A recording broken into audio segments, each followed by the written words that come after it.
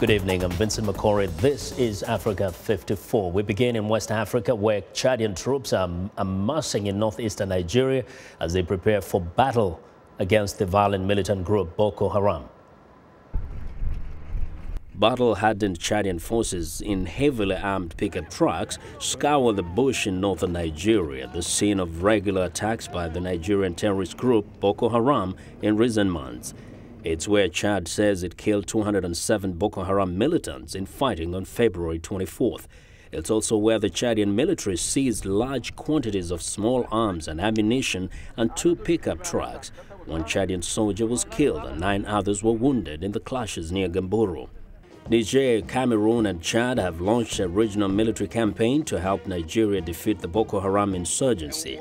The militant group is aiming to carve out an Islamic emirate out of northeastern Nigeria. Nigerian President Goodluck Jonathan has come under tremendous criticism for not doing enough to drive Boko Haram out of its northern territories. But Chad's unilateral intervention on Nigerian soil ahead of the launch of a near 9,000-strong regional task force to tackle Boko Haram appears to have forced Nigeria's hand into tackling the Islamic group. Chad's economy, which relies heavily on imports from Nigeria and Cameroon, is suffering greatly from the conflict. Chadian President Idris Deby ordered the decisive action to take the fight to Boko Haram.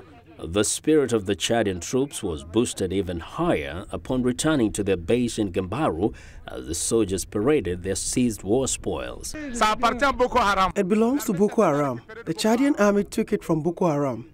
For sure, because Boko Haram can have this type of weapon. Standing before a cache of weapons captured from Boko Haram, Bamandoa said 2 prisoners had also been brought to the base. One is nicknamed the Butcher for his alleged beheading or slashing the throats of 5 people. Chadian officials say they have had no contact with Nigerian forces on the ground and that they have never fought alongside them. Boko Haram killed an estimated 10,000 people last year.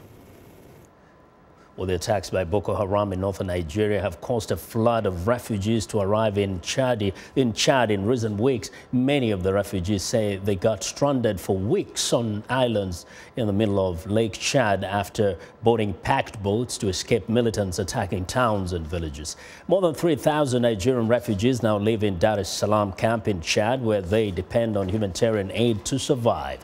Aid workers estimate that at least 1 million Nigerians have abandoned their homes and another 157,000 have fled into neighboring countries. Chad, Niger, and Cameroon are hosting refugees from Nigeria.